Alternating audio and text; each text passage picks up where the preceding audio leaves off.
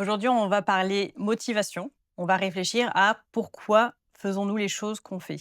Donc là, on va parler de trouver son pourquoi. Donc je te propose qu'on commence déjà par lister un petit peu trouver un maximum d'exemples qui motiveraient les gens à faire les choses qu'ils font. Moi, je pense que dans les pourquoi, les top lists du pourquoi, il doit y avoir, l'argent, la reconnaissance, le statut social. Oui, c'est Statut vrai que ça, c'est social. un levier de motivation qui est quand même très courant, je pense. Oui, ouais, ouais. Où, beaucoup de personnes vont être motivées à prendre certaines responsabilités, plus vraiment pour, le titre en Mmh. lui-même que par rapport à ce qu'il y a, à faire derrière. Disons que je me suis toujours posé la question sur le fait que, est-ce que les gens qui ont ce levier de motivation, vont vraiment faire du bon travail? Bien, pas d'un statut Oui, social élevé. oui, c'est vrai. Cela dit, l'ascenseur social, on en a toujours entendu parler depuis l'école. Donc, est-ce que dans un contexte où on serait dans une famille, aisée, avec un bon Mmh. statut social, ça n'aurait pas d'importance, ne serait-ce que parce que sinon on régresserait, tu vois? Redescendre de statut social, je pense que c'est beaucoup plus difficile que d'essayer de monter. Au final, si tu y arrives pas, tu es toujours au même point. Par contre, tu régresses pas, quoi. Donc, je sais pas, peut-être que c'est lié à Oui, justement si dans ta famille, par exemple, s'il y a beaucoup de médecins, bah, du coup, tu te sens obligé d'être, au moins médecin finalement. Ou alors si tu as beaucoup de gens qui sont universitaires, qui mmh, ont des gros diplômes, bah, du coup, tu te sens obligé peut-être de faire un peu pareil, ouais, ou c'est en tout cas possible. pas moins. Et après, je pense qu'il y a aussi ceux qui, veulent peut-être atteindre un statut qui jusqu'à présent leur a toujours paru, on va dire, pas accessible, Mmh. ou en tout cas justement à l'inverse, tu vois, si, dans, l'entourage proche, le statut était, un certain degré, on va dire, bah, du coup, être motivé à, en sortir et atteindre un statut qui n'a jamais été atteint par tes proches. Oui, ça c'est possible. Ça revient un peu aussi, je pense, les gens qui cherchent à avoir plus de pouvoir. Je pense que le pouvoir est un Oui, qui est peut-être lié, ouais, c'est vrai. ouais, un pourquoi, plus ou moins intéressant en fonction justement, des personnes, Mmh. mais ça reste quand même un pourquoi qui est souvent utilisé, je trouve. Je Après, est-ce que peut-être dans certains cas, donc pour certains postes, il y a peut-être pas le choix? Parce que on va pas se mentir, il y a certains postes, surtout pour la partie politique, qu'on maîtrise peut-être un peu moins. Mais justement, la partie politique, est-ce qu'il y a pas le choix? Il faut des S'il y a pas des gens qui sont motivés par, un minimum de statut et de pouvoir, bah, au final, personne ne va le faire. mais pas que en politique, hein, je pense que dans Mmh. n'importe quelle entreprise où il y a une hiérarchie, enfin, dès lors qu'il y a une hiérarchie, Ouais, pour moi, il y a un jeu de statut social et de pouvoir ouais, qui va dans une certaine mesure, forcément. Mais c'est juste que ça nous parle pas parce que du coup, nous, on est dans un milieu oui, encore c'est ça. autre. Oui, parce qu'on va essayer de creuser un petit peu, nos Mmh, cas particuliers. Mais c'est vrai que le statut, on sait déjà, que ce soit pour toi ou pour moi, que c'est pas quelque chose qui, nous a motivés. non. Ça a jamais été et je pense que ça le sera jamais. Mmh. Parce qu'en réalité, pour nous, en fait, c'est aussi lié à nos personnalités, mais c'est pas assez concret. Ou alors c'est peut-être parce que justement, c'est trop lié à l'image des autres et que comme nous, la vie des autres est pas forcément très important, pour rester, Poli? soft, voilà, c'est peut-être ça aussi. Parce que c'est vrai que je pense que ton statut social, tu vas pas forcément essayer de l'atteindre juste pour toi, mais ce qui est important, c'est que ça se voit, Oui, que ce oui, soit oui. visible, tu vois? Donc qui a un certain poste ou a accompli une certaine chose, bah, par exemple, il va le mettre dans sa bio Instagram. Mmh mh. C'est quelque chose qui est important et c'est surtout important que ce soit su, et vu par les autres et De toute manière, si c'est pas su et vu par les autres, encore une fois, s'il y a pas de reconnaissance, ça valide pas du tout ta position, tu vois ce que je ouais, veux dire? Ouais, et ouais, on a ouais, c'est besoin de ça. la validation des autres pour que, justement, tu puisses asseoir ta position. Ça, c'est sûr et certain. Maintenant, on est entrepreneuse, Mmh. du coup, je pense que c'est un truc hybride et à part, qui est pas forcément au sein de la société, mais qui n'existait pas il y a quelques années ou en tout cas qui était nettement moins commun et du coup, c'est vrai que ce type enfin là, les jeux de pouvoir ou les jeux de statuts sociaux qu'on peut retrouver dans le milieu politique, dans le milieu des grandes entreprises, dans le milieu universitaire, enfin dans beaucoup de milieux, on va dire avec un parcours plus classique, bah, du coup, ça ne correspond pas, au secteur de l'entrepreneuriat qui, encore une fois, est arrivé plus tard et qui, je pense, prend une voie qui est différente. Ouais. Ça existe quand même parce que quand tu arrives et que tu as un entrepreneur qui arrive et qui fait un CA, je sais pas, de 10 millions et que toi, tu as un CA, d'1 000 000, bah, il y a quand même un décalage et cetera. Mais est-ce qu'on peut parler de pouvoir et de statut social? Pas forcément, c'est juste différent. Oui, je pense que c'est, certainement ce qui explique que c'est quelque chose qui nous intéresse pas forcément. Ouais. Parce que c'est aussi le cas dans le bénévolat. Parce que justement, voilà, on est dans une fédération sportive. Bah, je pense que le fait d'atteindre un certain statut, c'est quelque chose qui peut motiver certaines personnes. Complètement. Et je pense que c'est d'autant plus vrai que dans le milieu associatif, il n'y a pas d'enjeu en réalité. En tout Ouais. cas, il n'y a pas d'enjeu financier. Non. Donc le seul enjeu qu'il peut y avoir, c'est un enjeu de pouvoir ou de position au sein de la fédération.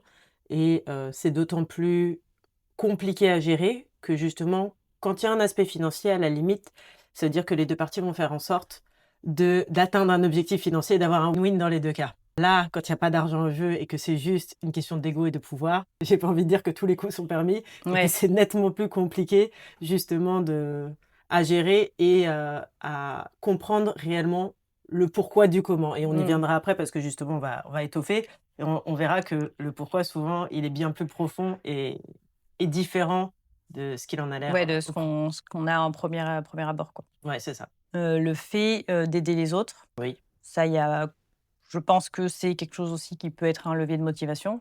D'avoir envie finalement de contribuer. À quelque chose de plus grand que soi? Mais je pense que c'est quand même un levier, à mon avis, qui est justement dans l'associatif. Moi, j'allais dire, c'est un levier qui doit exister dans la sphère, à mon sens, familiale. D'accord. Mais peut-être pas à grande échelle. Enfin, des mères Teresa, ça court pas les rues. Des vraies Mères Teresa, Des non, vraies je mères pense que non. Teresa, voilà. La philanthropie, en général, ça a une limite bien déterminée. Voilà. J'aurais tendance à dire que par contre, effectivement, vouloir aider ta famille, et quand j'entends famille, ça peut aller au-delà, pardon, des liens du sang, mais aider tes proches, oui, ça c'est quelque chose auquel je crois, parce que je pense que l'humain a toujours vocation à vivre en groupe, en En communauté. communauté. Ça reviendrait finalement aussi peut-être au fait de, laisser aussi peut-être une empreinte de ce que tu as fait. Parce que, tu vois, le fait d'aider les autres, de contribuer à une cause, on va dire, malgré tout, je pense que justement pour, confirmer un peu ce que tu disais, il y a quand même très peu de gens, je pense, qui vont contribuer à une cause sans, y associer leur nom. Et je pense que ça rejoint un petit peu le fait d'avoir envie de laisser sa trace. Et du coup, si on creuse un peu plus, c'est la recherche de l'immortalité Mmh.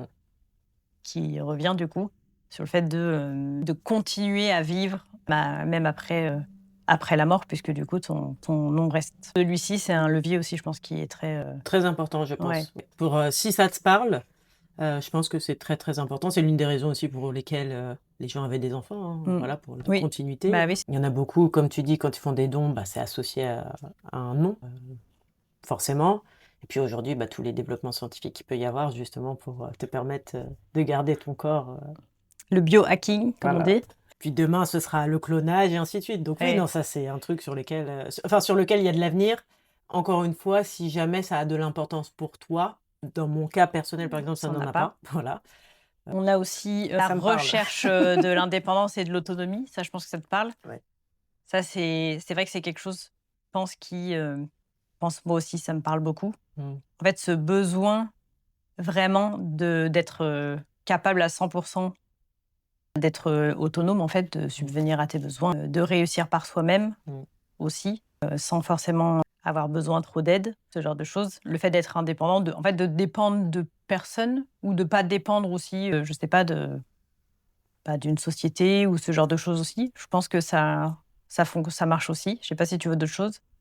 Non, je dirais que ça. Je nuancerais juste en disant, quand on parle d'indépendance justement, à mon sens, ça veut pas dire qu'on veut absolument être indépendant dans le quotidien. On accepte d'être dépendant, des autres, mais avec cette idée qu'on peut, si jamais en cas de besoin, être indépendant. Tu vois ce que je veux dire? Par Ouais. exemple, dans ton couple, tu vas peut-être dépendre, de l'autre personne sur certains points, mais si jamais cette personne n'est pas là, tu survis. Ouais. Donc en fait, c'est dans ce sens-là où je dirais effectivement pour moi l'indépendance est vraiment primordiale parce qu'à peu de choses près, c'est tout bête, mais j'estime que mes parents ont fait en sorte, que je puisse fonctionner, jusqu'à la fin de mes jours toute seule. Donc en tant qu'enfant, bon enfant on va dire, je dois fonctionner comme ça jusqu'à la fin de mes jours. Voilà. Plus, une volonté propre, on va pas se mentir, que de vouloir toujours faire les trucs tout seul Ouais. et voilà. Et d'y arriver toute Et de seule, rajouter les petites pièces dans sa jauge de confiance comme on dit, voilà. ouais, c'est vrai. Voilà. Petite victoire personnelle au quotidien, ça fait pas de mal, au contraire. Après, au niveau de l'indépendance, j'ai remarqué aussi qu'il y a des personnes qui c'est un aspect, on va dire, qui est vraiment important au point où ça peut être peut-être un peu, alors délétère, je sais pas, mais justement, ça peut t'empêcher de prendre des engagements et Mmh. d'être, complètement allergique à toute forme d'engagement. Je l'ai été, pendant un moment Mmh. où du coup, le fait de pas prendre d'engagement, de se sentir complètement libre, finalement, fait que du coup, tu veux pas t'engager dans un travail, tu t'engages pas dans un couple, tu t'engages, sur rien, mais au Ouais. final, du coup, qu'est-ce que tu fais? Ouais, Tu ouais. vois? Donc je pense qu'il y a ça aussi, il y a peut-être des degrés aussi. Oui, oui, je pense. Pour chaque engagement, tu prends la mesure des conséquences, des responsabilités, de tout ce que ça engendre derrière. Ça peut faire peur, quoi, Oui. soyons honnêtes. Ou juste te dire, est-ce que parce que tu peux t'en sentir capable à un instant T, est-ce que dans 10 ans, est-ce que dans 20 ans, Mmh. est-ce que dans 30 ans, ce sera toujours le cas? Si c'est un engagement long terme comme ça, sans durée fixe, c'est pas facile. Ouais, oui. Tu as déjà eu des engagements sur lesquels tu as eu des difficultés? Bah, le mariage, c'était un engagement avec Ouais. lequel j'ai eu des difficultés, ouais, ouais. Alors ce qui est marrant parce que depuis toute petite, je voulais me marier. Donc ça, le mariage de princesse Disney, il y avait pas de Ouais, problème. c'était plus le jour J finalement qui Voilà, ça, t'intéressait, le jour J plus que m'intéressait. tout ce que ça a impacté derrière? Ouais, mais ce que ça a impacté derrière, ouais, ça, j'ai eu du mal et aujourd'hui, je dirais que la parentalité, c'est quelque chose qui me fait très peur. Voilà, D'accord. Oui, si parce on que tu doit le prends vraiment comme, ah bah, je le vois comme un engagement justement sans condition et jusqu'à la ouais, fin de mes jours et je vois les responsabilités que ça engendre derrière. On aura beau me faire, ouais, te vendre un me peu vendre, ouais, le le tout le truc, tout positif. le positif, en fait, alors c'est peut-être aussi, avec le quotidien que j'ai aujourd'hui et l'ensemble des responsabilités que j'ai déjà, pour moi, je visualise quelque chose qui vient s'ajouter, Mmh. dessus et qui aujourd'hui me tasserait un petit peu trop. Voilà, bah et je dirais que c'est les 2 points essentiels parce que tout le reste, je m'en suis pas du tout enfin, on s'en est affranchi au final, tu vois ce Oui, que je c'est veux dire? vrai. Donc du coup, c'est mes 2 points d'entrée aujourd'hui, là où c'est des gros questionnements pour moi. Bon, le mariage, on est passé outre, c'est bon. Ça a fait son petit chemin. Ça a fait son petit chemin. Aujourd'hui, c'est bon, on transpire pas, j'ai pas l'impression d'avoir la corde au cou comme les gens disent, enfin voilà, tout Ouais. va bien. Donc du coup, il reste, la Il reste encore, parentalité. ouais, des parties, engagement. Ouais, Finalement, je pense qu'aussi, je sais pas si tu le vois comme ça, mais c'est un peu, sacrifier encore une partie de ta liberté. complètement, c'est pas un peu, c'est là, je pense que Voilà. C'est-à-dire que si, par exemple, là, une des choses que je sais qu'on aime bien faire, se dire, là, tiens, j'ai envie de partir en week-end, tiens, là, j'ai envie, d'aller balader, de faire ça. Enfin, d'avoir tout ce côté, on va dire, imprévu, ouais. qu'on aime beaucoup et laisser finalement son esprit divaguer un petit peu et suivre, une envie sur un moment et cetera. Avec la C'est parentalité, fini. voilà, c'est Là, c'est le petit avec ses besoins, c'est ça. en premier et ensuite, tu essayes Voilà, c'est ça. de Si tu as peut-être 1 heure pour toi, pour prendre une douche, tu es content, quoi. voilà, c'est ça. On est sur la même longueur d'onde Voilà. là-dessus. Donc je pense que, c'est sûrement aussi pour ça que c'est pas forcément quelque chose qui est évident pour tout le monde. Oui, mais du coup, c'est vrai que c'est un pied fort, tout simplement parce qu'encore une fois, quand on a ce truc-là d'indépendance, en fait, c'est infini. Mmh. C'est pas mesurable, c'est pas quantifiable, il y a rien. C'est juste une idée de vie où tu te dis que à tout moment, quasiment tu peux répondre à toutes tes attentes, tous tes besoins, quasi immédiatement. Enfin, Mmh. c'est comme ça que je le visualiserais et c'est pour ça que du coup, c'est puissant parce que c'est sans fin, mais d'un autre côté, comme tout ce qui est puissant, bah, ça peut devenir un peu, comme une prison. Mmh. Voilà. On a listé un peu, différents, on va dire, types de pourquoi, histoire qu'on sache un peu vers où on va. Je pense que c'est important aussi juste de préciser que tu peux l'appliquer. C'est une question que tu peux te poser à la fois, dans ton domaine professionnel, je pense que Mmh. c'est le premier qui vient, mais aussi dans d'autres domaines, Mmh. de ta vie, donc le domaine personnel et aussi, le domaine sportif. J'ai un exemple qui me vient en tête, à une époque, bon, surtout à l'époque où je faisais, de façon plus assidue, on va dire, de la force athlétique, et que je faisais en compétition. J'avais lu un livre qui s'appelle, «L'essentialisme», je ne sais Mmh. pas si tu connais, de Greg, McKeown, je crois, où en gros, l'idée c'est, un peu basé sur le minimalisme. Je ne sais pas Mmh. si tu, comprends? Ouais. Donc ça, c'était un peu mon dada pendant, Oui. de nombreuses années, ça l'est toujours. Mais c'était plus, l'essentialisme, c'est plus de se dire de faire moins, mais mieux. OK. Donc en gros, ça se base sur le fait, d'éliminer au maximum OK. et de garder vraiment que ce qui est important pour toi. Mais du coup, pour garder ce qui est important pour toi. Il faut que tu saches qu'est-ce qui est important pour toi. Et il y avait un exercice où il te demandait de réfléchir à ce qu'il appelait son intention essentielle sur, vraiment pourquoi tu veux faire, ce que tu as envie de faire. Et là, je m'étais posé la question justement sur le domaine sportif Mmh. où, en y réfléchissant, je me suis rendu compte que, par exemple, le sport, je le pratiquais pas vraiment pour les résultats physiques, Mmh. alors qu'au départ, c'était ce que je pensais. Je pense comme beaucoup de gens en fait, hein, où j'étais plus dans la partie bodybuilding. Je pensais vraiment, que c'était ça qui me motivait et en réalité, ça explique aussi pourquoi je suis jamais allée au bout d'une prépa pour faire une compétition de body. Tout simplement parce que, le prix qu'il y avait à payer était beaucoup trop grand et Mmh. j'en avais pas tant envie que ça.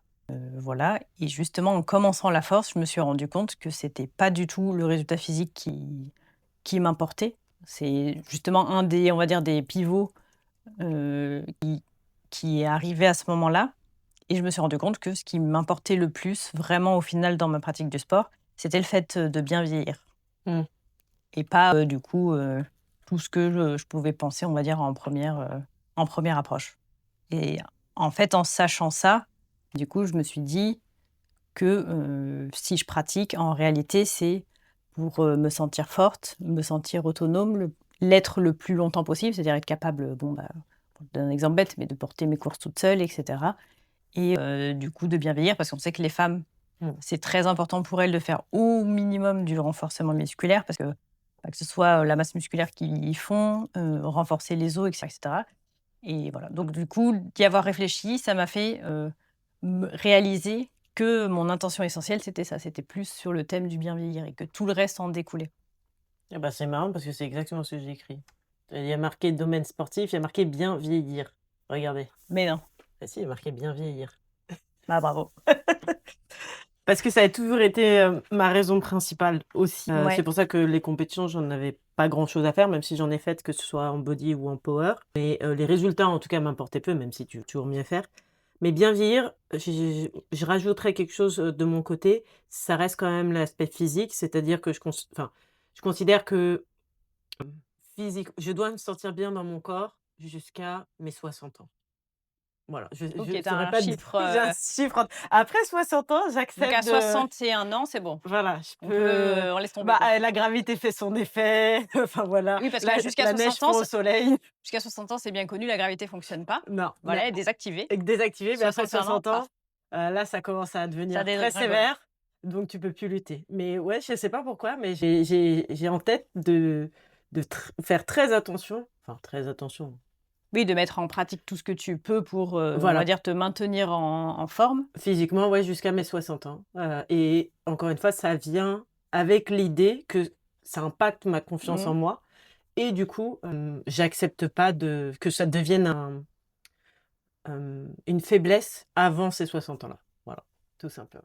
Donc c'est bien vieillir, oui, bien physiquement et cetera. C'est super important de toute manière quand on avait été au Japon et qu'on voyait, Oui. les personnes âgées monter, les montagnes comme ça, tranquillement et Ah que et nous nous on était derrière, on était en difficulté, oui. ouais, là tu te dis qu'il y a vraiment un Ouais. problème, que voilà, font en sorte justement de bien vieillir, et que c'est tout à fait possible d'à 80 ans pouvoir encore marcher et je dis pas que tu vas faire un marathon, Mais mais tu peux faire ton tu quotidien, peux quoi. continuer, en fait, à explorer, à faire les choses que tu aimes faire Ouais, le plus longtemps possible. Je exactement. pense que c'est l'idée. Donc on se rejoint à 100 là-dessus, tu Bah, vois? voilà. Et Et on n'en avait pas discuté non, avant, on n'en parce que avait pas comme on a discuté avant. parfaitement préparé, le sujet, Non de et puis je savoir pense que c'est important qu'on garde nos réflexions personnelles avant justement oui, comme ça on les découvre, sur le fil et voilà, bah, en voilà, même bah, temps. c'est je l'avais écrit.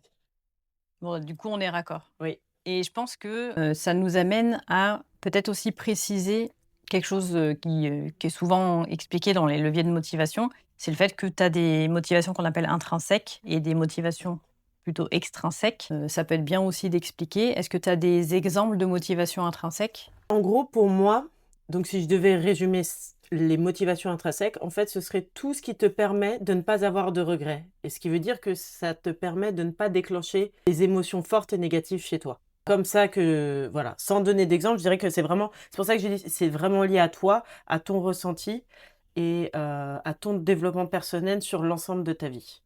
D'accord. C'est une motivation du coup qui est vraiment propre à chacun Bon. finalement. Si on devait donner des exemples peut-être, concrets, Moi, je dirais l'un des premiers leviers de motivation intrinsèque qui est important, c'est le plaisir à Mmh. faire les choses. Je pense que ça, c'est quelque chose qui est quand même plutôt efficace. Oui, Le fait d'aimer, en fait, le sujet, tout oui. simplement, aimer, le fait de faire ce que tu fais. Ça, je pense que c'est quelque chose qui fonctionne bien. Après, il y a d'autres leviers intrinsèques, alors qui sont plutôt positifs ou négatifs, ça dépend comment on le voit, notamment l'ego. Mmh. L'ego aussi, bah, te pousse à faire des choses en tout cas, Mmh. que ce soit pour ton bien ou non.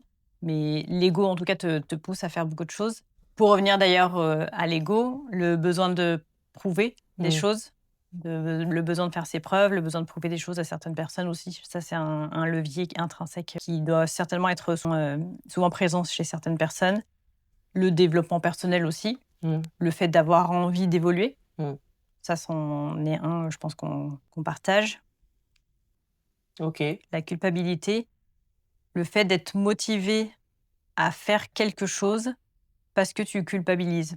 Si je devais donner un exemple, enfin si je devais trouver un exemple, alors c'est pas quelque chose que j'ai forcément, vécu moi, mais je pense quelqu'un dans son milieu familial, Mmh.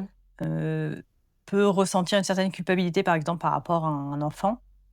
Culpabiliser sur le fait, par exemple, de pas, offrir un environnement familial, qui soit, parfait, notamment financier, tu vois? C'est quelqu'un Mmh. qui a pas forcément beaucoup de moyens, bah, le fait de culpabiliser vis-à-vis de ça, Mmh. ça peut te motiver à faire des choix et à essayer d'arranger la situation. Tu Mmh. vois ce que je veux dire? Oui, C'est dans ce oui. sens-là Oui, oui. Là, je suis d'accord avec cet exemple-là, ça me et du coup, pareil, ça vient vraiment de toi puisque c'est toi qui ressens de la culpabilité. mmh.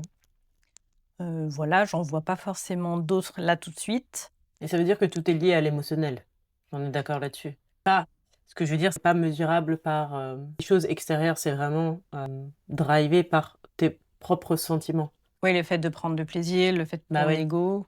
Oui, je pense que tu peux pas, ça me choque pas le fait de pas pouvoir justement Non, maintenant, le justement, mesurer. moi, je suis d'accord Ouais. avec toi et c'est pour ça que je pense que c'est sincèrement quelque chose qui est très qui est très difficile. C'est diffi enfin, tu as donné des exemples, mais c'est difficile de tout donner parce que c'est vraiment lié à une expérience personnelle, à un ressenti, et du coup, à ce que tu es capable de sortir de toutes les émotions et de toute ton expérience Mmh. de vie. Mais c'est très puissant. Ouais, je suis d'accord.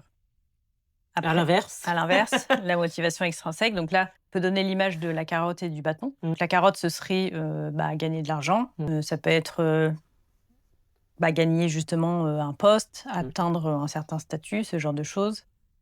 Heu, un peu toutes les carottes qu'on peut imaginer et en bâton, ça fonctionne aussi. mmh, Le fait de pas décevoir quelqu'un, ça fonctionne bien. Bah, soit de faire plaisir justement ou de pas décevoir quelqu'un.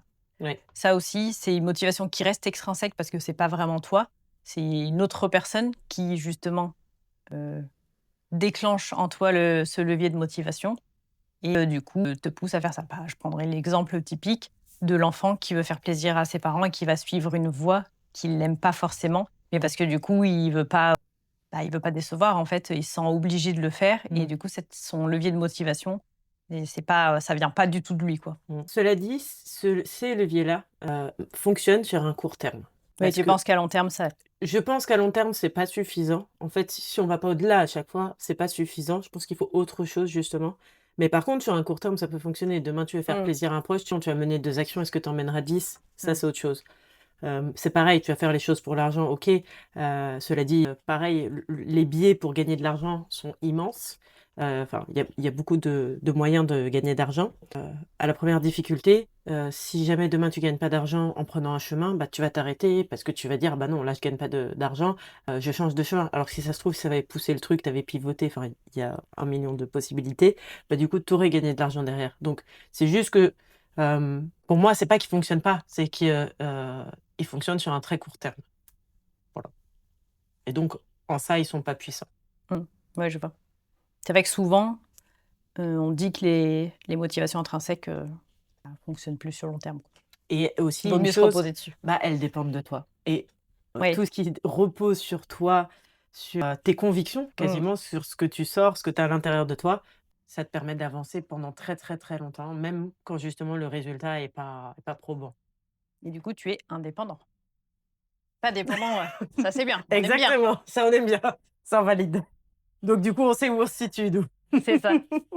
Et c'est vrai que là, tu vois, on a un peu discuté de tous les types finalement de pourquoi, de tous les leviers de motivation qui peut exister et quel est l'intérêt, on va dire, pour quelqu'un d'y réfléchir, de se poser la question? De savoir pourquoi il fait les choses? Ouais.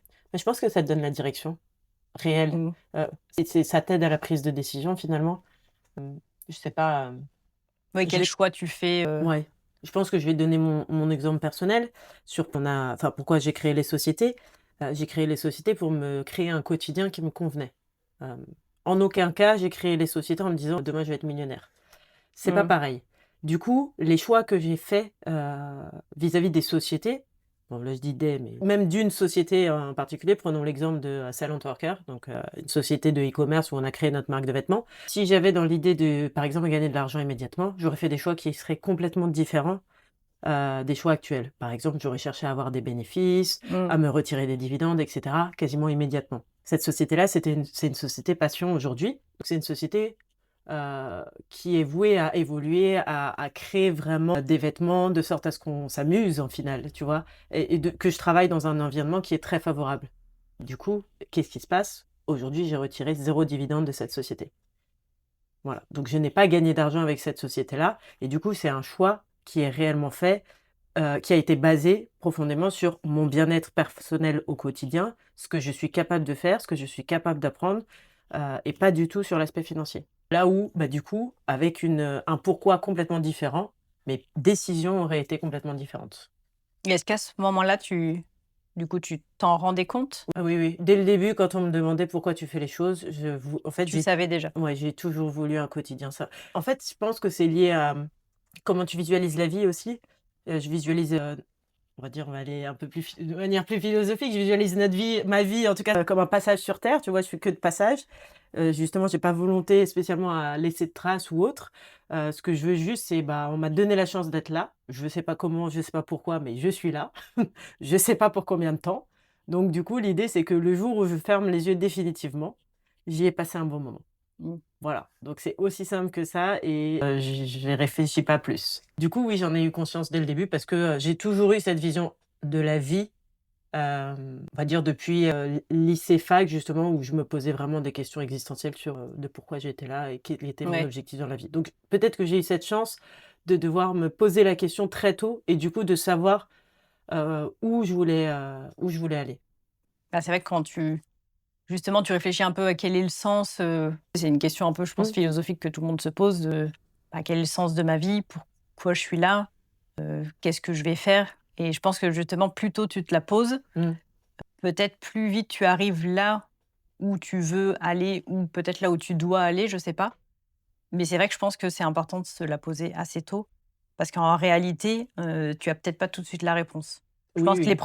les premières raisons qui te viennent sont pas forcément les Non, finales, tu vois? non. Donc je pense que c'est ça, qui est super important, c'est justement de se les poser par rapport à ça pour le plus vite possible aller dans la bonne direction. Ah oui, complètement et en plus, je dirais que au début, c'est quand même tes réflexions, elles sont vachement portées sur justement ton éducation, ton cadre de Mmh. vie, et puis la société de manière générale.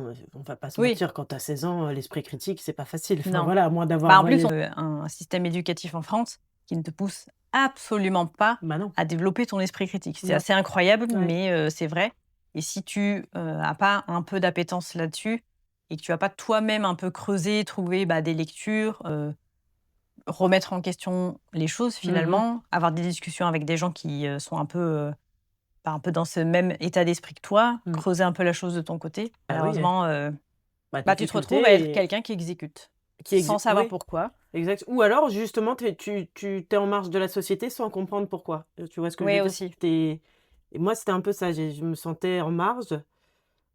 Pourtant je comprenais le monde qui m'entourait, aucun problème, mais juste, bah, je m'y retrouvais pas. Donc oui, bêtement, plus jeune, moi ça vient tout le temps, hein. Tu me demandais quel était mon objectif dans la vie, quand je suis rentrée en fac de droit, bah, c'était simple, moi je voulais, gagner 10 000 € par mois. Voilà. Simple, efficace. Et je voulais pas de mari, pas d'enfant, je voulais gagner 10 000 € par mois parce que pour moi l'argent, résolvait tout. et avec 10 000 € par mois, je serais tranquille. Tu vois? Donc ça Ouais. a vite shifté parce que finalement, j'ai fait 3 ans en fac de droit et tout de suite, j'ai vu un univers, je pense aussi, ça m'a ouvert les yeux cette fac parce que j'ai vu, justement un milieu social beaucoup plus haut que le mien, à Ouais. des années-lumière. J'ai vu toutes les portes qui pouvaient s'ouvrir et je me suis dit: «Il y a 2 solutions. Soit en gros, je cours après ça, mais c'est sans fin parce qu'il y a toujours quelqu'un de plus aisé, Mmh. avec un statut social, plus de pouvoir. Soit sinon, en fait, je fais en sorte de juste, être contente, tu vois, de ce que j'ai et de bien vivre et j'ai choisi cette voie-là. Je suis très contente de l'avoir choisie parce que si j'avais été drivée par l'autre voie, hem, je pense que ça aurait été très, très, très dur. Ouais. Tu serais certainement moins épanoui que tu l'es aujourd'hui. Ouais, je pense. Bah, je pense que tu es toujours insatisfait, tu vois? Mmh. C'est ça Bah, c'est sans encore, fin. tu vois Clairement, ce moi, que je je veux pense dire? les gens qui ont cette, motivation-là qui est justement la richesse personnelle, je pense, tu vois, tu te fixes des paliers. Oui. Tu vois, un premier objectif, bah, voilà, je veux, gagner tant, avoir tant sur mon compte ou avoir tant en revenus, Mmh mh. tant en patrimoine et en fait, je pense qu'avant même de l'atteindre, tu es déjà en train de réfléchir au Bah, oui. palier d'après. Oui, oui. Donc en réalité, malheureusement, je pense que c'est pas quelque chose qui t'aidera à te sentir épanoui parce que je pense qu'il y a rien de pire que d'avoir l'impression d'être dans l'échec constamment, en fait, Oui, tu ouais. vois? Bah, Je dis ça pas qu'il faut pas des objectifs, qu'il faut pas même d'objectifs un minimum ambitieux, mais il faut que tu sois capable, heu, d'être quand même satisfait un minimum de là où tu en es je pense que c'est important effectivement. et je trouve que justement toutes les personnes qui sont motivées par l'argent, je les trouve particulièrement, insatisfaites. De toute manière, ce qui est sûr, c'est qu'en général, il faut enfin, on le dit toujours, il faut un minimum pour vivre, ça évidemment Oui, et parce que même si l'argent ne fait pas le bonheur, par contre le manque d'argent, voilà, c'est très lourd, c'est très difficile. ne pas avoir suffisamment pour, finir la fin du mois ou dans mon cas, mettre de l'essence le jour de mon anniversaire, je me rappellerai, tu vois, toute ma vie. Mmh. Ça, c'est des choses qui marquent effectivement que tu veux plus vivre parce que c'est quelque chose d'extrêmement désagréable. Donc une fois que tu as suffisamment pour, on va dire, vivre, et j'entends vivre, je te dis pas d'aller faire des folies, mais juste payer ton loyer, à faire tes courses et justement Pas devoir, compter, tes pièces quand tu fais tes courses. voilà, c'est ça. Je pense qu'une fois que tu as ça, faire deux trois plaisirs, en réalité après, justement la jauge de bonheur que tu vas déclencher avec, Mmh. le différentiel d'argent va être très faible et c'est pour ça que même dans les hautes sphères souvent, bah, ça coince, hein, c'est pas que on va dire la classe, ouvrière qui est malheureuse. Non, Mmh. non, dans les hautes sphères ça coince vraiment. Pourquoi? Parce que, bah, le bonheur il est ailleurs que, dans l'aspect financier Oui, c'est ça et le pourquoi justement, une fois que tu as rempli le minimum syndical d'argent, bah, le pourquoi il faut qu'il soit autre. et c'est pour ça que, c'était une question que je m'étais souvent posée. C'était des personnes qui justement sont très aisées financièrement, beaucoup d'argent, qui vont faire des projets, Mmh. qui sont complètement différents, on va dire, soit des choses qui sont très altruistes ou des projets même qui génèrent de l'argent, mais en réalité, tu dis: «Bah, oui, mais pourquoi ils veulent plus d'argent?» Parfois, c'est parce qu'ils ont aussi, bah, besoin de faire des choses, en fait, Mmh. de faire des projets, d'accomplir des choses parce que juste, être, parfaitement à l'aise financièrement, bah, ça t'épanouit pas. Mmh. Tu es content peut-être un temps, mais ça dure pas. Donc c'est vrai que je pense que, c'est important, justement d'en avoir conscience. Donc comme tu dis pour, t'aider à faire les meilleurs choix dans ta vie, Mmh. pour être toujours raccord vis-à-vis de ça. Après je pense que ça peut aussi t'aider, peut-être à garder le cap. Oui, Parce que bon la motivation, voilà, on sait, oui. c'est parfaitement cyclique. Donc on sait aussi que, quand la motivation baisse, c'est, la discipline qui prend le relais Mmh. et après ça remonte. Je pense aussi que, le fait de garder toujours en tête pourquoi tu fais ce que tu es en train de faire, ça peut vraiment t'aider à, bah, rester finalement focus, accepter peut-être un peu plus les difficultés, les moments qui vont être, Mmh. voilà, moins faciles. Te dire: «Bon, voilà, je sais pourquoi je le fais, je sais Mmh. pourquoi là c'est dur, parce que je vois le bout du tunnel» Mmh. et ça, je pense que c'est aussi quelque chose qui est super important pour, bah, pour les personnes qui ont un objectif qui est quand même sur une longue durée. Ouais, oui, parce que malheureusement, ce sera jamais un chemin linéaire et effectivement, il faut que tu puisses, Ouais, comme tu dis, garder le cap, même quand c'est brumeux, même quand tu vois justement pas le bout du tunnel, bah, au moins tu as cette conviction qui est justement, interne et qui te dit, enfin, faut que ça vienne du cœur, quoi. Faut ouais, qu'il c'est te ça. dit, «Continue, vas-y, fonce». Parce que justement, je sais que moi, je suis comme ça. Si jamais, il y a pas de sens Mmh. et que je sais pas pourquoi je fais quelque chose, si ça commence à devenir difficile, Mmh. je continuerai pas. Je me dis: «Bah, pourquoi je fais ça? Pourquoi je Oui, fais pas oui. autre chose, du coup?» Surtout quand tu as la possibilité, on va dire, où tu as beaucoup de centres d'intérêt et qu'il y a beaucoup de Mmh. choses que tu aimes bien faire, bah, du coup, c'est beaucoup plus facile de switcher et d'aller sur autre chose. Ouais. Du coup, voilà, si tu pas, si finalement ou alors peut-être que la raison pour laquelle tu pensais le faire n'est soit pas la bonne ou soit pas suffisante, tout Mmh mh. simplement pour accepter le coût qu'il y a payé puisque voilà, comme on en a déjà parlé, tout a un coût. Mmh. Il y a un prix à payer pour chaque chose que tu veux dans la vie et si tu es pas prêt à le payer, faut faire autre chose. Ce qui pourrait être cool, c'est, qu'on donne une méthodologie aux personnes qui regardent la vidéo Mmh. pour les aider justement à répondre à cette question de, pourquoi je fais ce que je fais, quand en tout cas je n'ai pas la réponse et une méthode que j'aime beaucoup utiliser, c'est la méthode, que j'appelle les 5 pourquoi. Je sais pas du tout si ça s'appelle comme ça, mais c'est quelque chose que j'ai lu il y a vraiment très, très longtemps. Je sais même plus, du tout où je l'ai lu. Voilà, je pourrais OK. pas te dire, mais c'est, de, se poser la question, se poser le pourquoi, mais plusieurs fois. OK. C'est-à-dire, si, je te demande, heu, pourquoi, tu as créé, Silent Worker? Pour faire quelque chose que j'aimais. D'accord. Pourquoi tu voulais faire quelque chose que tu aimais? Parce que je faisais quelque chose que j'aimais pas, un quotidien que j'aime parce que j'avais un quotidien que j'aimais pas. D'accord et c'est quoi que tu aimais pas? Le fait de se réveiller le matin, de ne pas être content d'aller au travail et du coup, de ne pas être satisfait de sa journée. D'avoir l'impression d'avoir perdu du temps. D'accord et pourquoi ça, c'est quelque chose qui est important pour toi? Parce qu'on est de passage sur terre et que du coup, finalement, c'est la chose la plus importante qu'on ait. J'ai résolu répondu à la question? C'est ça, Voilà. Donc finalement, le plus important, c'est le temps pour moi. c'est ça. C'est ça que tu es en train de dire? Ouais. Mmh. Donc en fait, ta vraie motivation, c'est, d'avoir la liberté de choisir ce que tu fais de ton temps. Mmh. Et c'est vrai que le fait de se poser plusieurs fois la question, le pourquoi, Mmh. creuser finalement un peu plus que d'aller en surface, finalement, parfois tu peux, trouver des choses auxquelles tu t'attends pas forcément, Mmh. sur les raisons justement qui te poussent à faire les choses. Et du coup, tu l'as fait pour toi, je suppose? Tu te l'as appliqué? Oui, je me l'applique toujours. Je me Mmh. l'applique, parce que je trouve que les choses aussi, évoluent OK. au fil du temps. Ah, tes réponses ont évolué au Mes fil du réponses temps? évoluent au fil du Par temps, exemple, ouais. pourquoi tu as commencé à travailler justement à ton compte? À l'époque, quand tu as commencé et aujourd'hui, la raison est différente? Je pense que le pourquoi final est le même, Mmh. c'est la liberté. OK.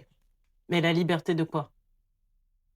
Pareil La que moi, de Ouais, temps? la liberté, heu, le temps, ça c'est super important Mmh. parce que c'est vrai que j'ai quand même beaucoup de mal avec les contraintes de temps. Ouais. C'est quelque chose que je vis pas bien, Mmh. mais un peu plus facilement quand même aujourd'hui. Le fait de pouvoir faire ce que je veux, de faire des choses que j'aime, Mmh. le fait de pouvoir, bah, justement, tu vois, partager, des moments de qualité avec des personnes que j'apprécie, Mmh. ça c'est quelque chose qui est super important aussi pour moi. Tu vois, cette partie-là, je l'ai découvert plus récemment. OK.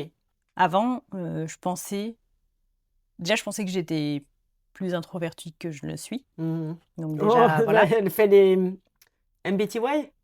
MBTI, ouais, c'est ça. MBTI, voilà. Gwen nous a fait faire les Ouais, MBTI pour qu'on ait une idée de synthèse de personnalité au ouais, c'est final, ça, c'est c'est un ça? test de personnalité justement où tu as 4 lettres à la fin, Voilà. et quand je l'ai fait, je me suis rendu compte justement que j'étais extravertie et pas introvertie. Voilà. Donc au début, je me suis dit: «Bah, tiens, c'est rigolo» et en Mmh. fait, finalement, en creusant un peu, je me suis dit: «Bah oui, en fait, je suis pas, alors mon on va dire dans le spectre de l'extraversion, je suis quand même dans le plus bas, on va dire, plus Mmh. proche de l'introversion. Mais je pense que ça change beaucoup de choses finalement parce que j'ai cru que j'étais d'une certaine façon toute ma vie, une grande partie de ma vie en tout cas et au final, c'était pas le cas Mmh. et ce qui était rigolo aussi quand, je t'ai fait faire le test, Mmh. donc toi, tu es introvertie, Mmh. c'est que on est l'exact opposé Oui. sur les 4 lettres. Et je me rappelle plus des 4 lettres parce que justement, on en a parlé il y a pas longtemps et tu as dit: «Bah, c'est simple, tu es le parfait opposé de moi. C'est Moi, je ça. suis je sais plus quoi». Donc moi, je Donc suis ENFP ENFP, et toi, tu es ISTJ. d'accord. Bah, je suis USTJ. ISTG. Donc ISTJ. le E, I, c'est extraverti ou introverti. OK. Et après les autres, je sais plus. Sentimental. Ah donc pas du tout. Comment ça, S, c'est sentimental? C'est pas du tout D'accord, sentimental. d'accord. Mais oui, c'est vrai que c'était rigolo le fait qu'on soit, parfaitement opposés. Ouais. Malgré tout, le fait qu'on ait, beaucoup de valeurs en commun, parce que c'est Mmh. ça qui nous a rapprochés Oui, et ça n'empêche que, bah, comme on a des façons, on va dire, de réfléchir, de faire les choses différentes, oui. mais le fait d'avoir exactement les mêmes valeurs centrales et communes, Mmh. bah, c'est ce qui est le plus important au final. Mais je suis comme toi parce que récemment, le pourquoi de l'environnement favorable, c'est vraiment quelque chose aussi qui commence à m'importer, notamment parce que justement on en a parlé, bah, en fait, on n'y est pas exposé en dehors du milieu associatif. C'est-à-dire que comme Mmh. on a créé notre propre écosystème, bah, du coup, on ne côtoie que des gens qu'on a finalement sélectionnés d'une Qu'on a manière ou choisi, oui. voilà, d'une manière ou d'une autre et bah, au sein de la fédération, on ne choisit pas les gens, qu'on côtoie puisque, bah, forcément, en plus, il y a trop de monde. Donc il y aurait quand même la moitié qui n'aurait pas passé, Non, non, la douane. ils auraient pas été acceptés. Voilà. Mais tu dois quand même composer avec. Alors, il y a une chose, ça te fait quand même grandir parce que justement, encore une fois, bah, ça te sort de ta zone de confort parce que quand tu fais le tri, bah, au Mmh. final, tu as que des gens, hem où tu vas apprécier quelque chose, d'une manière ou d'une autre et là, bah, c'est pas le cas, mais par exemple, il faut quand même composer avec. Donc dans ce sens-là, c'est très pertinent et ça permet de grandir, ça, il y a pas de problème. Mais dans un autre, bah, tu choisis pas du tout ton environnement et c'est là où tu te rends compte de la chance que ça peut être que de choisir et d'être au sein, de personnes qui partagent justement les mêmes valeurs que Mmh. toi et à quel point justement ça te fait gagner un temps fou.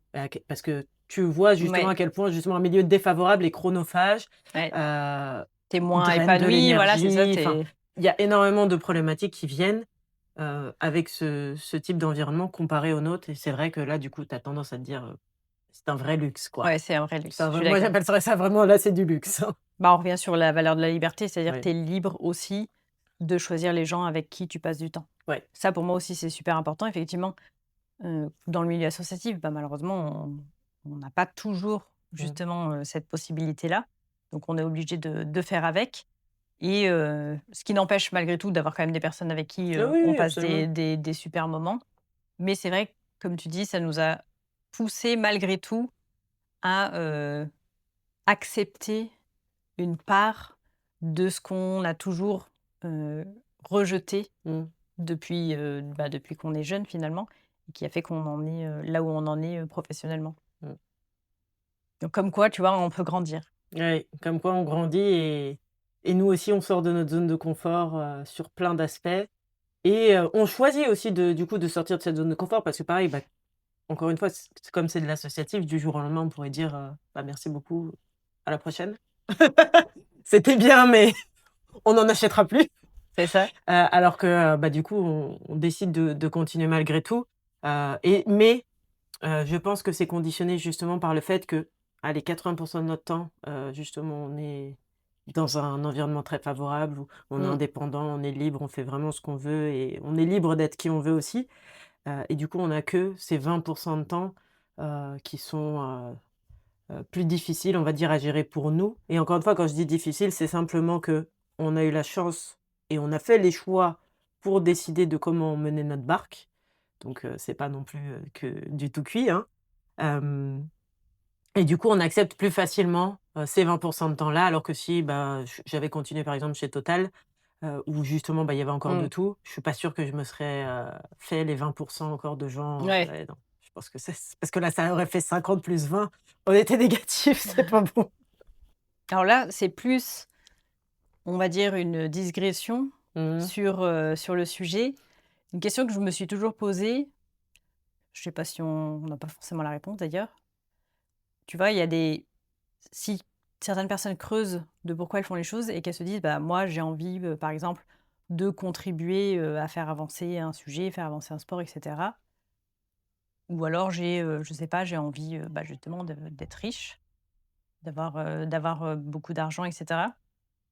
Est-ce que c'est possible que quelqu'un se mente à lui-même et pense que c'est comme ça qu'il est ou alors qu'il aimerait être comme ça.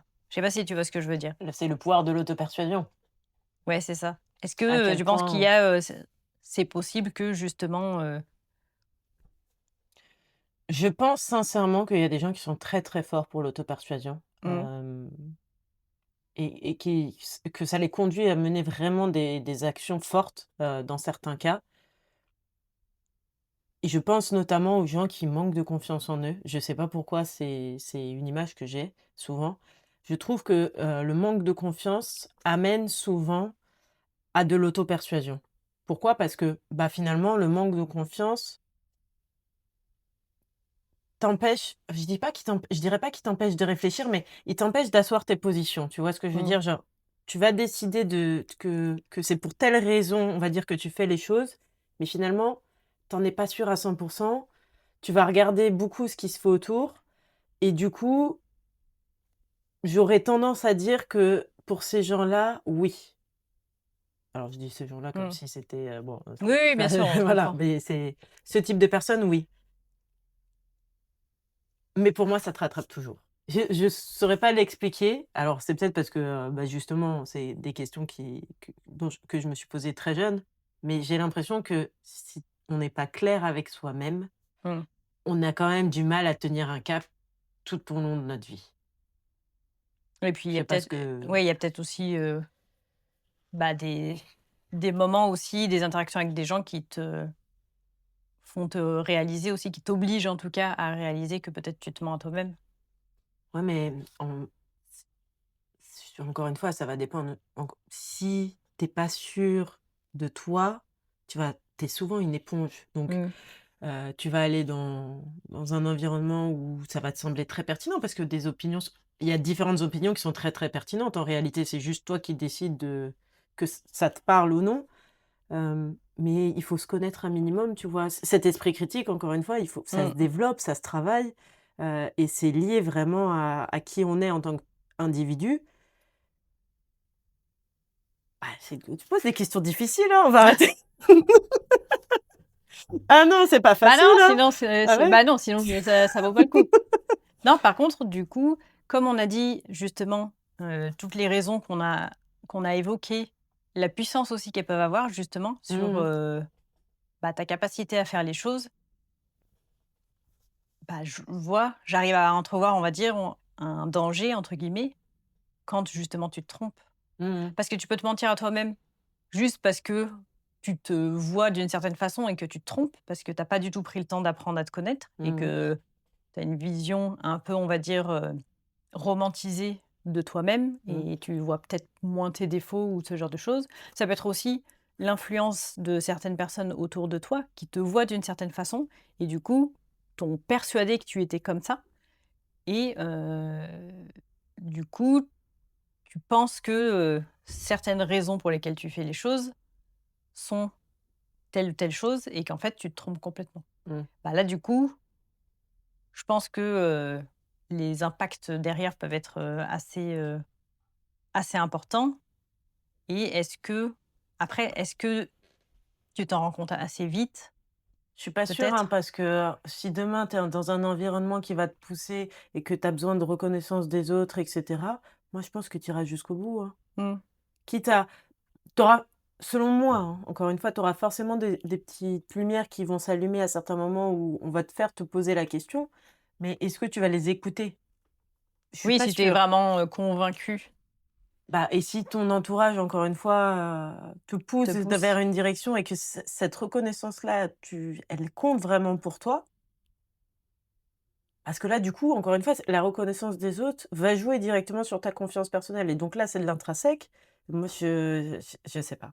Mmh. Ça veut pas dire que tu auras pas de regrets à la fin, hein, parce que ça se trouve, tu auras pris une direction que tu aurais jamais prise dans Oui. d'autres circonstances. Mais, pour moi, c'est pas impossible que tu mènes l'action jusqu'au bout et que tu éteignes, et que tu passes sous silence tous les signaux, que tu auras eus avant. Et on a quand même dans notre entourage des personnes justement qui ont des difficultés, avec eux-mêmes et on voit bien justement quand elles se racontent des histoires et cetera, mais elles en sont convaincues et en général, la finalité de ça, c'est quoi? C'est peut-être un moment où elles savent pas pourquoi, mais elles sont mal. Mmh. Tu vois ce que je veux dire?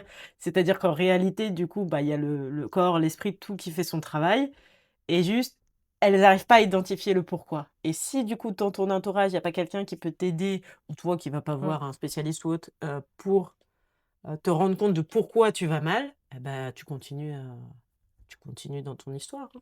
Après du coup, ça fait des gens malheureux toute leur vie. C'est Ouais, trop triste. ça c'est très triste. Ah ouais, non, bah, le nombre aujourd'hui de dépression et de gens en difficulté Oui, c'est psychologique, il vrai, est voilà, hein, c'est vrai. il y en a. On espère que vous allez bien. Voilà. C'est là Faites normalement où attention on à a vous. c'est là où normalement tu as un sponsoring justement de Ah ouais, en donc rapport, tu sais? l'application, bien-être, Si, il y a une, je sais pas, une application qui s'appelle BetterHelp, je crois, quelque chose comme ça. ah oui? Ouais. Je En crois que cas tu de as détresse psychologique ou juste, non, tu as accès, je crois, à des psys, un truc comme ça. Je sais non mais faites attention à votre, à la santé mentale. La oui, la santé santé mentale mentale, est ouais. vraiment très, très importante, ça oui. Donc du coup, ces personnes-là, c'est pas facile.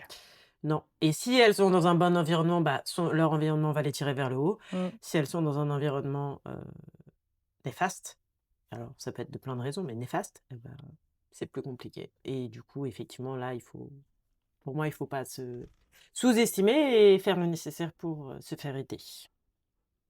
C'est une bonne façon de finaliser ce point-là.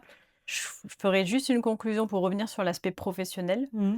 Une chose aussi qu'on n'a pas abordée, mais je pense qui est quand même aussi très intéressante, c'est le fait d'être capable, de repérer chez les autres leur levier de motivation justement. Surtout dans le milieu professionnel. Oui, Parce qu'une fois que tu, l'as trouvé, c'est beaucoup plus facile, d'aider à chaque fois chaque personne oui, à aller, dans la bonne direction. oui, Parce que du coup, tu vas utiliser ces leviers-là. oui. Tu vois? Quelqu'un, par exemple, tu en as rien à foutre du statut social, ça sert à rien de faire la carotte avec, justement un poste, avec un titre, Mmh. voilà, avec plein de trucs, plein d'adjectifs et cetera, parce que ça va pas du tout la motiver à faire les Mmh. choses. Pareil avec quelqu'un qui est pas motivé par l'argent, Mmh. bah, pareil, tu pourras pas, donc il faut trouver justement chez, les gens avec qui, tu es amené à travailler ou avec qui tu veux travailler, ces leviers-là. Bah, C'est pas toujours évident à trouver, non. surtout si la personne se ment elle-même. Mais Mmh. par contre, si la personne se connaît un minimum, tu finis quand même assez rapidement, à t'en rendre compte. Mmh. Ceux qui sont motivés par l'argent, déjà, tu t'en rends compte facilement parce qu'ils en parlent. Ils en parlent Alors, beaucoup plus bonjour, facilement, mon voilà. augmentation, s'il vous plaît.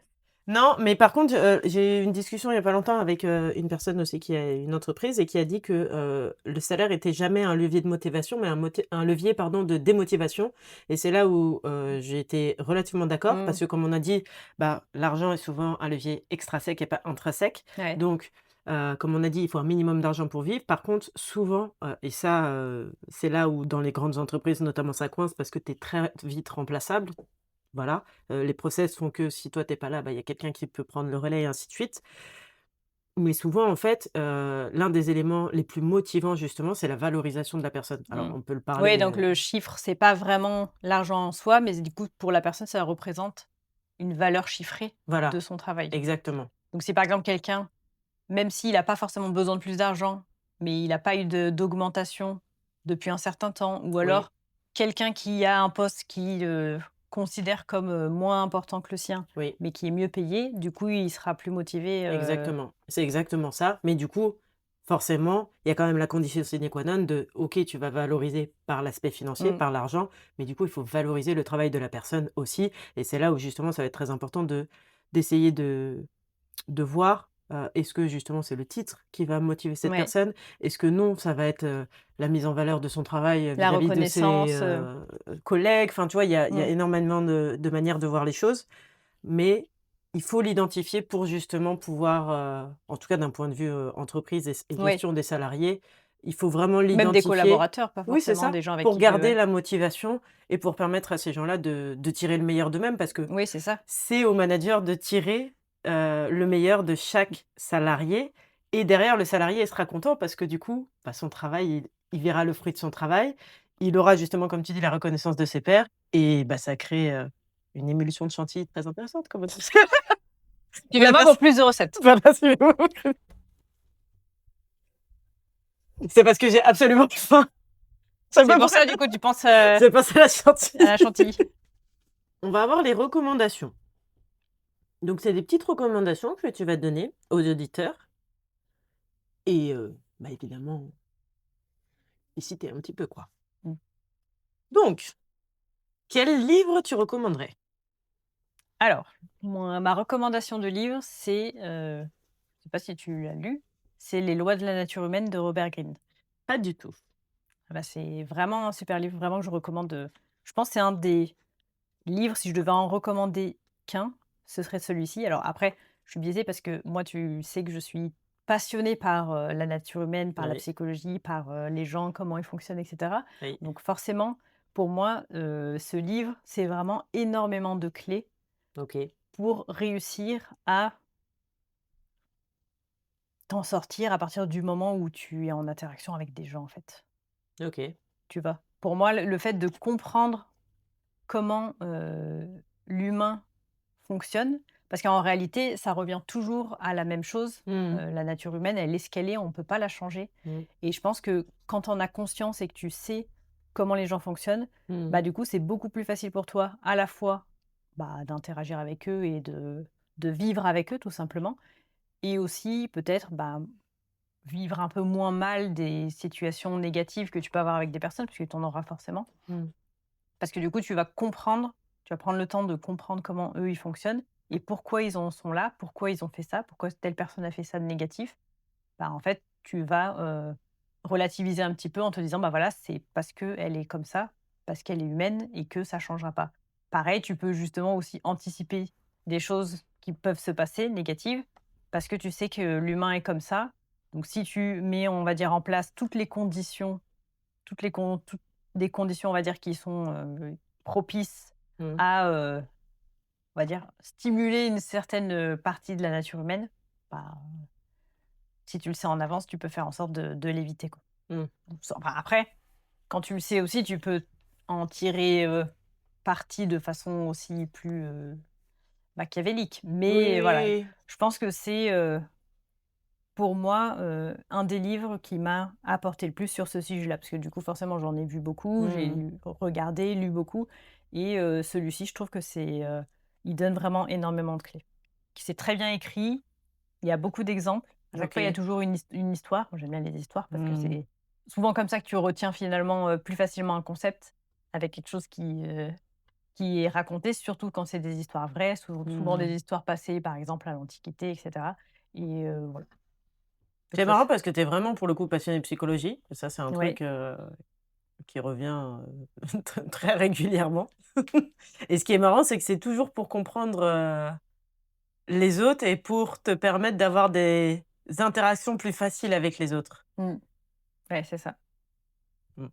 Donc ça t'étonne pas comme choix de livre. Non, ça m'étonne pas comme choix de livre. Du coup, je suis très curieuse et j'aimerais savoir quel livre toi tu recommandes? Je te l'ai déjà recommandé, Oui? ouais et c'est L'Assommoir de Zola. Voilà, donc il faut savoir que je suis une très grande fan de Zola, et pourquoi L'Assommoir? Alors peut-être parce que justement, dans un sens, ça peut raconter une partie de mon histoire aussi, enfin, romantisée et Mmh. extrapolée, mais ça pourrait. Donc en gros, c'est tout simplement l'histoire d'une personne qui vient d'un milieu social, complètement défavorisé et qui, va monter sa petite, entreprise de blanchisserie. Qui va faire, des rencontres, ça va devenir prospère et puis, au fur et à mesure des rencontres, et de ses interactions, avec les gens et ben, ça va devenir de plus en plus toxique et du coup, d'une entreprise qui était, prospère, bah, ça va passer à une entreprise en faillite et la fin du livre fait que, bah, tout le monde lui aura tourné le dos et elle termine sous un escalier avec, des bouts de peinture que les gens lui auront pu lui donner, à leur bon vouloir. Donc c'est une histoire qui est relativement triste, hein, C'est oui, voilà, c'est c'est pas pas joyeux. rigolo ça Non, comme, ça, c'est pas joyeux du tout. Mais du coup, il y a une partie qui est liée justement à la nature humaine, ouais, voilà. c'est ce que j'allais dire. Et il y a une partie aussi qui est liée, c'est pour ça que ça me parle énormément, qui est liée à quel point tu as de l'emprise sur ta vie et sur ton environnement. Et en fait, je l'ai lu, quand j'étais à la fac, donc pareil, c'est tout est lié un peu, au niveau timing. Et ça m'a fait réaliser que j'étais toujours le capitaine de mon propre bateau et que si demain je coulais, bah, ce serait 100 ma faute et qu'il tenait qu'à moi de faire les bons choix et de maîtriser l'ensemble des paramètres, que ce soit mes décisions, mais aussi, les gens qui auraient pu avoir un impact sur mes décisions à moi. Parce que justement, tu sais, on dit toujours que, Mmh. ça vient les coups viennent de l'intérieur, mais en réalité, donc ça vient d'un autre livre, pareil que j'ai plus en tête, qui expliquait que la raison pour laquelle tu prends des coups des gens qui sont très proches de toi, c'est parce que ce sont les seules personnes, à qui tu permets de baisser le bouclier. Donc tu n'as pas de bouclier quand tu parles à ces gens-là, donc forcément s'ils veulent te porter un coup de Et c'est grâce, toi qui ils les as peuvent. laissés faire. Mais tu les as Mmh. laissés faire et en fait, c'est cet état d'esprit-là, heu, qui me parle énormément et qui me fait dire qu'aujourd'hui, bah, forcément, tout ce que je fais, bah, est de mon propre chef et que je dois en porter la responsabilité, bon ou mauvais, et que je peux toujours avoir un impact et pouvoir rebondir sur ce qui va arriver. Voilà. Ouais. C'est mon schéma de réflexion de l'Assommoir. Cela dit, l'Assommoir est très, bah, c'est un auteur naturaliste, donc il va énormément décrire. Donc quand elle va avoir faim, il va t'expliquer à quel point la faim a un impact, que l'estomac va se Ouais. resserrer, que tu vas avoir envie de vomir, que du coup tu vas boire de l'alcool pour compenser, pour ne plus avoir faim. Donc c'est un livre qui est très descriptif, il faut pouvoir le lire, mais par contre ça m'a marqué énormément et ça m'a, fait grandir et c'est un livre que je pourrais relire, quasiment à l'infini dans ma vie. Ouais. Voilà. C'est vrai que c'est quelque chose que j'ai souvent vu chez toi, c'est le fait que tu prends toujours les responsabilités un peu Mmh. de tout ce qui t'arrive. Et c'est pour ça aussi, je pense, ça doit expliquer pourquoi si, par exemple, tu as des personnes, autour de toi qui, font de mauvaises choses, tu vas, la majorité du temps, j'ai remarqué, pas leur en vouloir directement. Mmh. Ou Et m'en alors vouloir à moi. c'est ça. Mmh. Oui, parce que c'est moi qui les ai laissés en premier lieu. Mmh. Donc du coup, sur qui? Je vais pas me fâcher, tu vois ce que je veux dire? Et la majorité du temps, quand il se passe quelque chose de négatif, enfin, quand une personne autour de moi va faire quelque chose de négatif, en réalité, je le savais. Tu vois Mmh. ce que je veux dire? Donc c'est moi qui ai laissé faire et ça a du bon et du mauvais parce que du coup, bah, je m'énerve rarement justement. Contrepartie, c'est qu'effectivement le poids que tu as sur toi et l'impact que je peux avoir du coup sur moi-même, bah, il est à double tranchant. Donc je suis extrêmement difficile avec moi-même et à l'inverse, je suis plutôt laxiste avec les Oui, autres parce c'est qu'en ça. réalité, bah, j'en attends quasiment pas. Mmh. Sauf s'ils faisaient quelque chose que j'avais pas vu venir. Mais la majorité du temps, c'est pas le cas. Et c'est vrai que c'est pour ça aussi, ça me rappelle une fois où tu m'avais dit, dans une discussion, qu'en réalité, il y avait très peu de gens autour de toi qui pouvaient réellement te faire du mal. Oui. Alors, est-ce que tu peux nous recommander un endroit? Un endroit? Oui. Donc là, je savais pas trop par rapport à cette question, est-ce que c'était un genre d'endroit ou un endroit particulier? Donc je suis partie sur un endroit particulier, parce qu'un genre d'endroit, c'est plus facile, on va dire. Heu et en recommandation secrète, parce que c'est le Ouais. titre, du jeu, ce serait La Fourvière de Lyon. La Fourvière de Lyon? Ouais. OK. Donc, est-ce que tu peux dire, parce que tout le monde ne vient pas de Lyon? À Lyon, il y a la basilique Mmh. Fourvière qui est, tout en haut, on va dire, avec une vue vraiment incroyable sur Lyon et c'est vrai qu'à chaque fois que j'ai fait visiter Lyon à mes proches, c'est un endroit, où je les ai quasiment tout le temps amenés parce que la vue, elle est juste magnifique et c'est un endroit où j'aime beaucoup, me ressourcer. OK. Mais j'étais un peu comme toi, je savais pas trop, quoi dire et du coup, j'ai 2 choses. Le premier effectivement, bah, c'est un peu comme toi. C'était mes endroits plutôt à Paris, au moment où je vagabondais, on va dire, en errant sans but dans Paris. Hem et un de mes parcs préférés, c'est le parc Monceau, donc qui est dans le Mmh. 8e arrondissement, qui est relativement calme, pas trop touristique et que j'aime beaucoup. Voilà, donc ça, c'est un endroit qui m'a marqué et un autre endroit qui là est plus général, et je sais pas, enfin, je sais pourquoi je l'ai écrit, mais je saurais pas dire pourquoi ça avait autant d'importance que ça. C'était, la maison et se sentir, pardon, chez soi. Voilà, Mmh. donc je pense que c'est l'important justement d'avoir un chez soi, peu importe où il est et peu importe à quoi il ressemble, juste l'idée Juste, c'est d'avoir, ton chez toi. voilà. Bah, finalement, en fait, ce sont des lieux qui nous parlent parce que, bah, comme tu dis, c'est des endroits où tu te ressources, des endroits où tu vas bien et cetera. Donc je considère que chez soi, Donc tu es normalement, protégée aussi. voilà, c'est un endroit pas mal, heu, pour se ressourcer et pour, y être bien. Est-ce que tu peux nous donner une personne inspirante? Bah, je pense que j'ai réfléchi à, on va dire, à ce que j'écoute en ce moment parce que, voilà, en fait, Si je creusais beaucoup, je pense que j'en retrouverais peut-être des plus Mmh. anciennes, mais là, actuellement, je parlerai de Alex Hormozy, OK, je connais que tu pas du connais pas tout. du tout, voilà, qui est un entrepreneur. Donc du OK. coup, on va dire, c'est plus dans cette mood-là, Mmh. sur la partie entrepreneur. Donc c'est quelqu'un qui a commencé, un peu de zéro finalement, Ouais. dans le milieu des salles de sport. Il était coach. Il a fini par vendre après une sorte d'accompagnement des, salles de sport pour avoir plus de clients et maintenant il a, une plus grosse société encore où justement il aide des boîtes à, grandir et à scaler, encore plus. Mmh.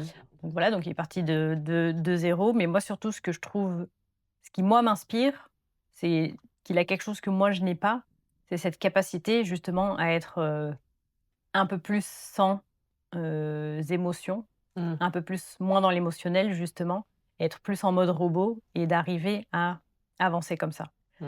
Et c'est quelque chose que, malheureusement ou heureusement, je sais pas, j'arrive pas à faire Mmh. et que j'aimerais réussir à faire un peu plus, parce que j'ai l'impression que les personnes qui, comme lui, se sont arrivent vraiment à être focus sur les choses et sont arrivent vraiment à occulter finalement tout le reste à côté, qui sont pas du tout dans l'émotionnel vis-à-vis des autres et cetera, bah, du coup, ont plus de facilité à avancer et à rester concentrés sur les objectifs. Donc voilà. Donc je dirais c'est en cette partie-là justement, qui m'inspire. OK. Bah, j'ai pris aussi comme toi, pareil, j'ai réfléchi longtemps et on pourrait penser à des personnes qui ont vraiment impacté, bah, le la société ou qui ont défendu des valeurs et en fait, la première personne que j'avais en tête, c'était Rosa Parks, mais je me suis dit: «Bah, en fait, enfin, c'est peut-être un peu loin, on va peut-être prendre, quelque chose qui, se rapproche plus de d'aujourd'hui». Et du coup, j'ai choisi alors attention, hein, accrochez-vous parce qu'en ce moment, je suis dans la K-pop, pour ceux qui ne le D'accord. savent pas. Donc du coup, j'ai pris Jay Park. Donc c'était un chanteur dans un groupe C'était? classique. Bah, c'était, bah, c'est toujours, il est Ah non, d'accord, il est OK, j'ai toujours cru qu'il vivant. était Non, mais décédé. c'était parce qu'il a changé de poste comme toi, enfin comme, ce que tu as évoqué, en fait, il est devenu, entrepreneur et c'est pour OK. ça que ça me parle. Parce qu'en fait, donc de sa passion, il en a fait, bah, son entreprise. Du coup, il est devenu, producteur, tout simplement, avec des labels et cetera.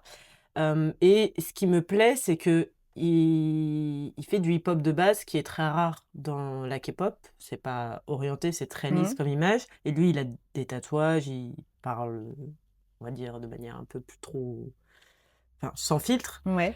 Et il a quand même réussi à se faire une place tout en gardant du coup son état d'esprit, ses valeurs, qu'on aime ou qu'on n'aime pas, peu importe. Et du coup, c'est cet esprit-là que j'aime beaucoup, au-delà juste de la personne Mmh. en elle-même, c'est ce qu'elle véhicule, parce que ça résonne complètement en moi en me disant que, bah, quand on a commencé, c'était une passion, enfin, tu vois, le sport. On a pu en faire une entreprise, donc Silent Worker, notamment. Et derrière, on a réussi, je pense, de manière assez générale, à garder nos valeurs, Mmh. même si ça ne permet pas justement de faire quelque chose qui plaît à tout le monde et qui, du coup, aurait pu encore plus se vendre et plus Mmh. s'exporter. Voilà. Et ça, c'est le même cas, c'est-à-dire que pareil, c'est un marché, c'est une niche qu'il a. Et au lieu justement, bah, de se lisser son image et changer, ce qu'il aime faire, il le garde en sachant que du coup, bah, ce sera pas énorme du jour au lendemain, ce sera pas possible, mais ça lui convient. Donc voilà.